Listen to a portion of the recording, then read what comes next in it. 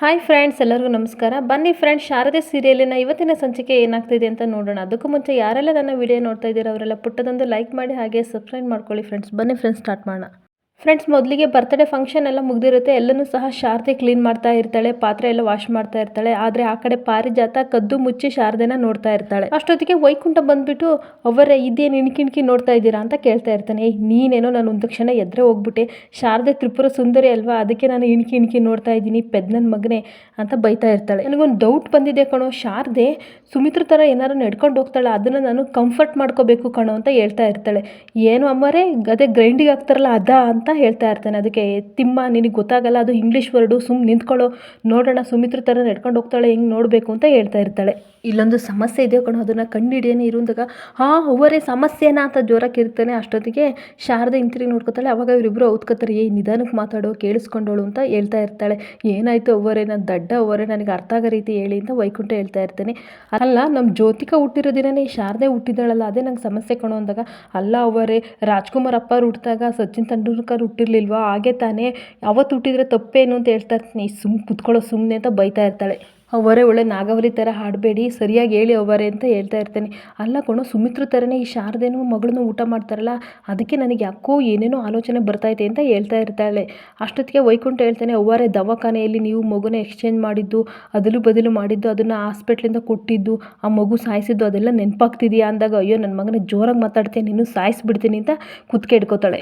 ಇಲ್ಲ ಕಣೋ, ನೀನು ಹೇಳಿದ್ದು ಕರೆಕ್ಟ್, ನನಗೆ ಭ್ರಮೆನೇ ಇರ್ಬೋದು, ಆ ಮಗು ಸತ್ತೋಗಿದೆ, ಆದರೂ ನಾನು ಯೋಚನೆ ಮಾಡ್ತಾ ಇದ್ದೀನಿ ಅಂತ ಅನ್ಕೊಬಿಟ್ಟು ಸುಮ್ಮನಾಗ್ತಾಳೆ. ಇನ್ನೊಂದು ಕಡೆ ಪಂಕಜಕ್ಕ ತೊಗರಿ ಬೇಳೆನ ಕೇರ್ತಾ ಇರ್ತಾಳೆ. ಅವಾಗ ಅನುಸೂಯ ಬಂದ್ಬಿಟ್ಟು ಏನು ಮಾಡ್ತಿದ್ದೀಯ ಪಂಕಜಕ್ಕ ಅಂತ ಕೇಳ್ತಾಳೆ. ಬೇಳೆ ಕ್ಲೀನ್ ಮಾಡ್ತಿದ್ದೀನಿ ಅಂತ ಹೇಳ್ತಾಳೆ. ಆ ಕೃಷ್ಣನ ಅಂಗಡಿದ ಅದೊಂದು ಚೂರು ಚೆನ್ನಾಗಿರಲ್ಲ ಬೇಳೆ ಅಂತ ಮಾತಾಡ್ತಾ ಇರ್ತಾರೆ. ಅಷ್ಟೊತ್ತಿಗೆ ಶಾರದೆ ಎಲ್ಲಿ ಅಂತ ಪಂಕಜಕ್ಕ ಕೇಳಿದಾಗ ಅನುಸೂಯ ಹೇಳ್ತಾಳೆ, ಅವಳು ಎಲ್ಲೋ ಹಾಳಾಗೋಗಳು, ನನಗೆ ಗೊತ್ತಿಲ್ಲ, ನಮಗೆ ಕೂಳು ಬೇಸಾಕರಿಲ್ಲ, ಅವಳು ಏನಾದ್ರು ಸಿಗಲಿ, ಅವಳಿಗೆ ಎಲ್ಲಿ ಬಿಡ್ಕೊಂಡು ಕರ್ಕೊಬರ್ತೀನಿ ಅಂತ ಹೇಳ್ತಿರ್ತಾಳೆ. ನೋಡು ಪಂಕಜಕ್ಕ, ಅವಳು ಸುದ್ದಿ ಎತ್ತಬೇಡ, ಎತ್ತಿದ್ರೆ ನನಗೆ ತುಂಬ ತಲೆನೋವು ಬರುತ್ತೆ, ಅದಕ್ಕೋಸ್ಕರನೇ ಟೀ ಮಾಡ್ಕೊಂಡು ಕುಡಿಬೇಕು ಅಂತ ಒಂದು ಲೋಟ ಸಕ್ಕರೆ ಇದ್ರೆ ಕೊಡು ಅಂತ ಕೇಳೋಣ ಅಂತ ಬಂದಿದ್ದೀನಿ ಅಂತ ಹೇಳ್ತಿರ್ತಾಳೆ. ಅಯ್ಯೋ ಅದು ಬೇರೆನಾ ಅಂದ್ಬಿಟ್ಟು ಸಕ್ಕರೆನ ಕೊಟ್ಟು ಕಳಿಸ್ತಾಳೆ ಪಂಕಜ ಅನುಸೂಯೆಗೆ. ಸರಿ ಆಯಿತು ಅಂತ ಹೋಗ್ತಾಳೆ. ಈ ಕಡೆ ಶಾರದಾ ಹಾಡು ಹೇಳ್ಕೊಂಡು ಮನೆಯೇ ದೇವರು ಮನೆಯ ಮಂತ್ರಾಲಯ ಅಂತ ಹೇಳ್ಕೊಂಡು ಮನೆಯೆಲ್ಲ ಕ್ಲೀನ್ ಮಾಡ್ತಾ ಇರ್ತಾಳೆ. ಅಷ್ಟೊತ್ತಿಗೆ ಸಿದ್ಧಾರ್ಥ್ ಬರ್ತಾನೆ. ಸಡನ್ನಾಗಿ ಬೆಚ್ಚಿಬಿಡ್ತಾಳೆ ನೋಡಿಬಿಟ್ಟು. ಅದಕ್ಕೆ ಯಾಕ್ರಿ ಬಂದ್ರಿ ಅಂತ ಕೇಳ್ತಾ ಇರ್ತಾಳೆ. ರೀ, ಹುಟ್ಟಿದ ಹಬ್ಬದ ಶುಭಾಶಯಗಳು ಅಂತ ವಿಶ್ ಮಾಡ್ತಾ ಇರ್ತಾನೆ. ಶುಭಾಶಯ ಬೇರೆ ಮಾಡ್ತೀರಾ, ಹುಡ್ಸಿದಪ್ಪನೇ ನೀವು ನನ್ನಿಂದ ಕಿತ್ಕೊಬಿಟ್ರಲ್ಲ ಅಂತ ಹೇಳ್ತಾ ಇರ್ತಾಳೆ. ನಿಮಗೇನ್ರಿ ಗೊತ್ತು, ಕಳ್ಕೊಂಡವ್ರಿಗೆ ಗೊತ್ತು ಕಂಡ್ರೆ ನೋವು ಎಷ್ಟು ಅಂತ, ಅದು ಆ ಕೆಲಸ ಮಾಡಿದವ್ರಿಗೆ ಏನ್ರಿ ಗೊತ್ತು, ಅದೆಲ್ಲ ನಿಮಗೊಂದು ಸಣ್ಣ ಘಟನೆ ಅಂತ ಬೈತಾ ಇರ್ತಾಳೆ. ರೀ, ನಾನು ಹೇಳೋದನ್ನು ಸ್ವಲ್ಪ ಕೇಳಿ ಅಂತ ಸಿದ್ಧಾರ್ಥ ಹೇಳ್ತಾ ಇರ್ತೀನಿ. ಏನ್ರಿ ಹೇಳ್ತೀರಾ, ಎಲ್ಲ ಮಾಡಿ ಮುಗ್ದೋದ್ಮೇಲೆ ನಿಮ್ಮ ಮಾತನ್ನು ನಾನು ಕೇಳೋಕ್ಕೂ ನಂಗೆ ಇಷ್ಟ ಇಲ್ಲ, ಅದನ್ನು ಹೇಳಬೇಡಿ, ಇನ್ನು ಪದೇ ಪದೇ ನನ್ನ ಮಾತಾಡ್ಸೋಕ್ಕೆ ಬರಬೇಡಿ, ಮಾತಾಡ್ಸಿದ್ರಷ್ಟೇ ಅಮ್ಮನ ಮಾತನ್ನು ಮೀರಿ ಸಹ ನಾನು ಹೋಗ್ಬೇಕಾಗುತ್ತೆ, ಅಮ್ಮಗೋಸ್ಕರ ನಾನು ಈ ಮನೇಲಿದ್ದೀನಿ ಅಂತ ಹೇಳ್ಬಿಟ್ಟು ಹೋಗ್ತಾಳೆ. ಇನ್ನೊಂದು ಕಡೆ ಮನೆಯವರೆಲ್ಲರೂ ಸಹ ಕಾಫಿ ಕುಡಿತಾ ಇರ್ತಾರೆ. ಅವಾಗ ಸುಮಿತ್ರ ವಿಮಲಾಗೆ ಹೇಳ್ತಾಳೆ, ನೋಡು ಈ ಪುಟ್ಟು ಹುಡುಗಿ ಎಷ್ಟು ಚೆನ್ನಾಗಿ ಆಟ ಆಡ್ತಿದೆ ಅಲ್ವಾ, ಇವಳು ನೋಡಿದ್ರೆ ನನಗೆ ತುಂಬ ಖುಷಿ ಆಗುತ್ತೆ, ಈ ವಯಸ್ಸೇ ಚಂದ ಅಲ್ವಾ ವಿಮಲಾ ಅಂತ ಹೇಳ್ತಾ ಇರ್ತಾಳೆ. ಹೌದು ಅಂತ ಸುಮಿತ್ರ ಅಂತ ಹೇಳ್ತಾ ಇರ್ತಾಳೆ. ಅವಾಗ ಏನು ಮಾಡ್ತಿದ್ದೀಯ ಅಮ್ಮಮ್ಮ ಅಂದಾಗ, ಇವತ್ತು ನನ್ನ ಬರ್ತಡೇ ಹಂಗಂತ ಅಂದ್ಕೊಳ್ಳಿ ನೀವು, ನಾನೊಂದು ಕ್ವಶನ್ ಕೇಳಲ್ಲ ಅಂತ ದೀಪು ಹೇಳ್ತಾಳೆ. ಏನು ಕೇಳು ಅಂದಾಗ, ಈ ಮೇಣದ ಬತ್ತಿನ ಯಾಕೆ ನೀವು ಕೇಕ್ ಮೇಲೆ ಇಡ್ತೀರಾ ಅಂತ ಕೇಳ್ತಾ ಇರ್ತಾಳೆ. ಅದಕ್ಕೆ ವಿಮಲೆ ಹೇಳ್ತಾಳೆ, ಅದು ನಮ್ಮ ದೇಶದಲ್ಲ ಪುಟ್ಟ, ಅದು ಬೇರೆ ದೇಶದ್ದು, ಬಟ್ ಆದರೆ ಈಗಿನ ಜನರು ಎಲ್ಲರೂ ಸಹ ಅದನ್ನು ಅಡಾಪ್ಟ್ ಮಾಡ್ಕೊಂಡಿದ್ದಾರೆ ಅಷ್ಟೇ ಅಂತ ಹೇಳ್ತಾ ಇರ್ತಾಳೆ. ತಪ್ಪು ಅಂತ ಹೇಳ್ತಾಳೆ. ಎಲ್ಲರೂ ಸಹ ಏನಾಗಾದರೆ ಹೇಳು ಅಂತ ಕೇಳ್ತಾ ಇರ್ತಾರೆ. ಕೆಳಗಡೆ ಇಡೋಕ್ಕಾಗಲ್ವಲ್ಲ ಮೇಣದ ಬತ್ತಿ, ಅದಕ್ಕೆ ಮೇಲೆ ಇಡ್ತಾರೆ ಅಂತ ಹೇಳ್ತಾಳೆ. ಆಗ ಎಲ್ಲರೂ ಸಹ ಒಂದು ಕ್ಷಣ ನಗಾಡ್ತಾರೆ. ಅವಾಗ ದೀಪು ಕೇಕ್ ಕಟ್ ಮಾಡಿರೋ ರೀತಿ ತೊಗೊಂಡು ಪ್ಲೇಟಿಗೆಲ್ಲ ಕೇಕ್ ಹಾಕ್ಬಿಟ್ಟು ಹಾಗೆ ಸುಮ್ಮನೆ ತಿನ್ನಿಸ್ತಾ ಇರ್ತಾಳೆ, ಆಟ ಆಡ್ತಾ ಇರ್ತಾಳೆ. ಎಲ್ಲರೂ ಸಹ ತಿಂದ್ವಿ ಅಂತ ಹೇಳ್ತಾ ಇರ್ತಾರೆ. ನೀನು ಯಾವ ಥರ ಆಟ ಆಡಿದೆ, ತಿನ್ನಿಸಿದ್ವಿ ಅಂತ ಥರ ಆಟ ಆಡಿದೆ ಅಲ್ವಾ, ಆದರೆ ನಾನು ನಿಜವಾಗ್ಲೂ ನಿನಗೊಂದು ಗಿಫ್ಟ್ ಕೊಡ್ತೀನಿ ಅಂದ್ಬಿಟ್ಟು ದಶರಥ ಪೆನ್ ಕೊಡ್ತಾನೆ. ನನಗೆ ಕೊಡ್ತಾ ಇದ್ದೀರಾ ಅಂತ ಕೇಳ್ತಾಳೆ. ನಿನಗೆ ಪುಟ್ಟ ತಗೊಂಡಾಗ, ಬೇಡ ಅಮ್ಮ ಬೈತಾರೆ, ಬೇರೆಯವ್ರ ವಸ್ತು ನಂಗೆಲ್ಲ ತೊಗೋಬಾರ್ದು ಅಂತ ಹೇಳ್ಕೊಟ್ಟಿದ್ದಾನೆ, ನಾನು ತೊಗೊಳ್ಳಲ್ಲ ಅಂತ ಹೇಳ್ತಾ ಇರ್ತಾಳೆ. ನಾವು ಪ್ರೀತಿಯಿಂದ ಕೊಟ್ಟಾಗ ನೀನು ತೊಗೋಬೇಕಪ್ಪ ಅಂತ ಹೇಳ್ದಾಗ, ಇರ್ರಿ ಹಾಗಾದರೆ ನಮ್ಮ ಅಮ್ಮನ್ನ ಕೇಳ್ಕೊಬಿಟ್ಟು ಬಂದು ತೊಗೋತೀನಿ ಅಂತ ಹೇಳ್ತಾಳೆ. ಎಲ್ಲರೂ ಸಹ ಆಶ್ಚರ್ಯ ಪಡ್ತಾರೆ. ಅವಾಗ ಸುಮಿತ್ರ ಹೇಳ್ತಾಳೆ, ನಮ್ಮ ಶಾರದಾ ಎಷ್ಟು ಸಂಸ್ಕೃತಿ ಕಳಿಸಿ ಇವಳಿಗೆ ಕಳಿಸಿದಾಳಲ್ವಾ, ಇವಾಗಲೇ ಸಹ ರಾಮಾಯಣ ಮಹಾಭಾರತ ಅಂತ ಎಲ್ಲ ಹೇಳ್ಕೊಡ್ತಿದ್ದಾಳೆ ಈ ಮಗುಗೆ ಅಂತ ಖುಷಿ ಪಡ್ತಾಳೆ. ಇನ್ನೊಂದು ಕಡೆ ಜ್ಯೋತಿಕಾ ಗ್ರ್ಯಾಂಡಾಗಿ ರೆಡಿ ಆಗ್ತಾ ಇರ್ತಾಳೆ. ಅವಾಗ ಶಾರದಾ ಬರ್ತಾಳೆ. ನೋಡಿ ತುಂಬ ಖುಷಿ ಪಡ್ತಾಳೆ. ನೀವು ಎಷ್ಟು ಚೆನ್ನಾಗಿದ್ದೀರಾ ಗೊತ್ತಾ, ಈ ಬಟ್ಟೆಯಿಂದ ನಿಮಗೆ ಅಂದ ಬಂತು ಅಥವಾ ನಿಮ್ಮ ಅಂದದಿಂದ ಈ ಬಟ್ಟೆಗಂತೂ ಗೊತ್ತಿಲ್ಲ, ನೀವು ಯಾವ ಬಟ್ಟೆ ಹಾಕಿರೋ ಸಹ ತುಂಬ ಚೆನ್ನಾಗಿ ಕಾಣ್ತಾ ಇದ್ದೀರಾ, ನನ್ನದೇ ದೃಷ್ಟಿ ಬೀಳುತ್ತೆ, ಹೊರಗಡೆ ಬೇರೆ ಹೋಗ್ತಾ ಇದ್ದೀರಾ, ಯಾವುದೇ ಸಹ ದೃಷ್ಟಿ ಆಗ್ದಲೇ ಇರಲಿ ಅಂದ್ಬಿಟ್ಟು ದೃಷ್ಟಿ ಬಟ್ಟೆ ಇಡಕ್ಕೆ ಹೋಗ್ತಾಳೆ. ಅಷ್ಟೊತ್ತಿಗೆ ಪಾರಿಜಾತ ಬಂದು ಕೈ ಹಿಡ್ಕೋತಾಳೆ. ಯಾಕಮ್ಮ ಅಂತ ಕೇಳಿದಾಗ, ನೀನು ಯಾರೇ ಮೊಮ್ಮಗಳಿಗೆ ದೃಷ್ಟಿ ಬಟ್ಟೆ ಇಡೋಕ್ಕೆ ಅಂತ ಕೇಳ್ತಾ ಇರ್ತಾಳೆ.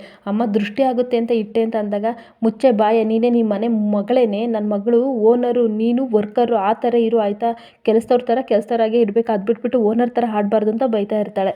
ಆವಾಗ ಜ್ಯೋತಿಕ ಹೇಳ್ತಾಳೆ, ಬಿಡು ಗ್ರಾನಿ, ಅವಳೇನು ತಪ್ಪು ಮಾಡಿದ್ಲ, ನನ್ನ ಒಳ್ಳೇದಕ್ಕೆ ಅಲ್ವ ಮಾಡಿದ್ದು ಅಂತ ಹೇಳಿದ್ಕೆ ಸುಮ್ಮನಿರು ಜೋ, ನಿನಗೆ ಗೊತ್ತಾಗಲ್ಲ, ಆದಿ ಬೀದಿಲಿ ಹೋಗೋರೆಲ್ಲ ನನ್ನ ಮೊಮ್ಮಗಳು ಮುಟ್ಟೋದು ಅಂದರೆ ಏನು, ಕೆಲಸದವ್ರು ಕೆಲಸದವರಾಗೆ ಇರಬೇಕು, ಏನು ನೋಡ್ತಾ ಇದೆಯಾ, ಹೋಗು ಹೊರಗಡೆ ನನ್ನ ಮೊಮ್ಮಗಳ ಜೊತೆ ಮಾತಾಡಬೇಕು ಅಂತ ಹೇಳ್ತಾ ಇರ್ತಾಳೆ. ಅವಾಗ ಕಣ್ಣೀರು ಹಾಕ್ಕೊಂಡು ಶಾರದಾ ಹೊರಗಡೆ ಹೋಗ್ತಾಳೆ.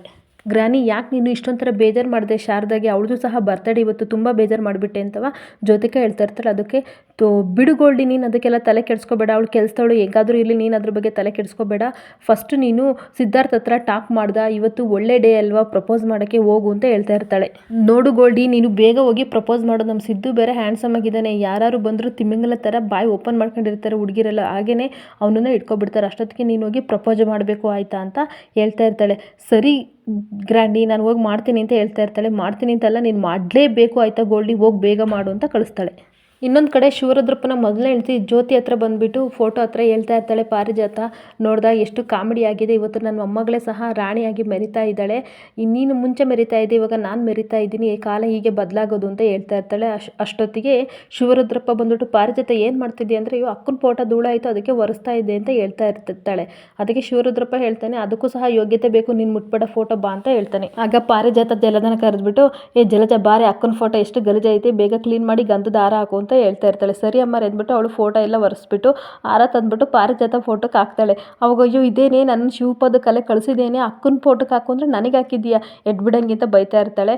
ಸಾರಿ ಅಮ್ಮಾರೆ ಅಂತ ಹೇಳ್ತಾ ಇರ್ತಾರೆ. ಏನು ಸಾರಿ, ಬೇಗ ಚೇಂಜ್ ಮಾಡಿ ಅಂತ ಬೈತಾ ಇರ್ತಾಳೆ. ಈ ಕಡೆ ಮನೆಯವರೆಲ್ಲರೂ ಸಹ ಕೂತಿರ್ತಾರೆ. ಅವಾಗ ದೀಪು ಓದ್ತಾ ಇರ್ತಾಳೆ, ಓದಬೇಕಾದ್ರೆ ತಪ್ಪು ಓದ್ತಾ ಇರ್ತಾಳೆ. ಆವಾಗ ದಶರಥ ಬಂದುಬಿಟ್ಟು, ಅದು ಸರಿಯಾಗಿ ಹೇಳ್ಕೊಡ್ತೇನೆ, ನೀವು ಮ್ಯಾಜಿಕ್ ಬೇರೆ ಮಾಡ್ತೀರಾ, ನಿಮಗೆಲ್ಲ ಗೊತ್ತಾ ಅಂತ ಕೇಳ್ತಾ ಇರ್ತಾಳೆ. ಹೌದಮ್ಮ ಅಂತ ಹೇಳ್ತಾನೆ. ಹಾಗಾದ್ರೆ ಮ್ಯಾಜಿಕ್ ಮಾಡು ಅಂತಂದರೆ ಮ್ಯಾಜಿಕ್ ಮಾಡಿಬಿಟ್ಟು ಸ್ವೀಟ್ ಬಾಕ್ಸ್ ಕೊಡ್ತಾನೆ. ಏನು ಅಂತಾಗ ಸ್ವೀಟ್ ಬಾಕ್ಸ್ ತಗೋ ಅಂತ ಹೇಳ್ತಾ ಇರ್ತಾನೆ. ಅವಾಗ ಬೇಡ ಅಮ್ಮ ಬೈತಾರೆ, ಆವಾಗಲೇ ಪೆನ್ ತೊಗೋಬೇಡ ಅಂತ ಹೇಳಿದ್ರು ಅಂತ ದೀಪು ಹೇಳ್ತಾ ಇರ್ತಾಳೆ.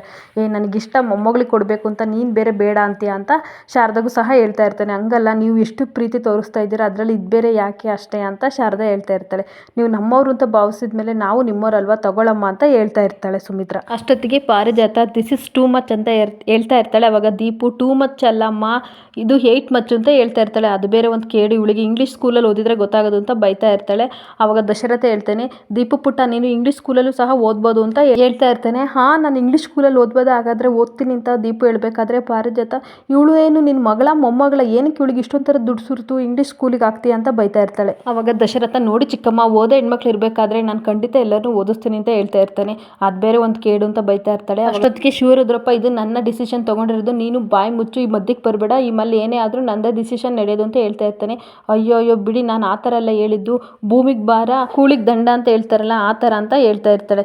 ಯಾರಂಗಂತ ಹೇಳಿದ್ದು ಭೂಮಿಗೆ ಭಾರ ಕೂಳಿಗೆ ದಂಡ ಅಂತ ಈ ಮನೇಲಿ ಯಾರಿರೋದು ಅಂತ ಎಲ್ಲರಿಗೂ ಗೊತ್ತಿದೆ. ಇವರಿಬ್ರು ಬಂದಮೇಲೆ ನಮ್ಮ ಜ್ಯೋತಿ ಮುಖದಲ್ಲಿ ನಾನು ನಗು ನೋಡಿದ್ದು, ಅವತ್ತೇ ಡಿಸೈಡ್ ಮಾಡಿದೆ ಇವರಿಬ್ರು ಇಲ್ಲೇ ಇರಬೇಕು ಅಂತ, ಇದೇ ನನ್ನ ಡಿಸಿಷನ್ ಅಂತ ಹೇಳ್ತಾ ಇರ್ತಾರೆ. ಅವಾಗ ಶಿವರುದ್ರಪ್ಪ ದೀಪನ ಕರೆದು, ಬಾರಮ್ಮ ದೀಪು ಅಂದ್ಬಿಟ್ಟು ಕೊರಳಿಂದ ಸರಣ ತೆಗೆದು ದೀಪು ಕೊಳ್ಳಿಗೆ ಹಾಕ್ತಾ ಇರ್ತೀನಿ. ಏನು ಮಾಡ್ತಾ ಇದ್ದೀರಾ ಅಂತ ಶಾರದಾ ಕೇಳಿದಾಗ, ನೀನೇನು ಹೇಳ್ಬೇಡ, ನಮಗೆ ಮನೆ ಕೊಟ್ಟಿದ್ದೀರಾ, ಉಳ್ಕೊಳ್ಳೋಕ್ಕೆ ಊಟ ಕೊಟ್ಟಿದ್ದೀರಾ, ಜಾಗ ಕೊಟ್ಟಿದ್ದೀರಾ, ಅದೆಲ್ಲ ಏನು ಹೇಳ್ಬೇಡ ಆಯಿತಾ, ಇದೆಲ್ಲ ನಮ್ಮ ಖುಷಿಗೋಸ್ಕರ ಅಷ್ಟೇ ಕೊಡ್ತಾ ಇರೋದು, ನೀನು ಅಡ್ಡಿ ಮಾಡಬೇಡ ಅಂತ ಹೇಳ್ತಾ ಇರ್ತಾನೆ. ಆವಾಗ ಸುಮಿತ್ರಾಗೆ ತುಂಬ ಖುಷಿ ಆಗುತ್ತದೆ. ಇಲ್ಲಿಗೆ ಈ ವಿಡಿಯೋ ಮುಕ್ತಾಯವಾಗುತ್ತದೆ. ಈ ವಿಡಿಯೋ ಇಷ್ಟ ಆದರೆ ಪುಟ್ಟದೊಂದು ಲೈಕ್ ಮಾಡಿ, ಹಾಗೆ ಸಬ್ಸ್ಕ್ರೈಬ್ ಮಾಡ್ಕೊಳ್ಳಿ. Thank you.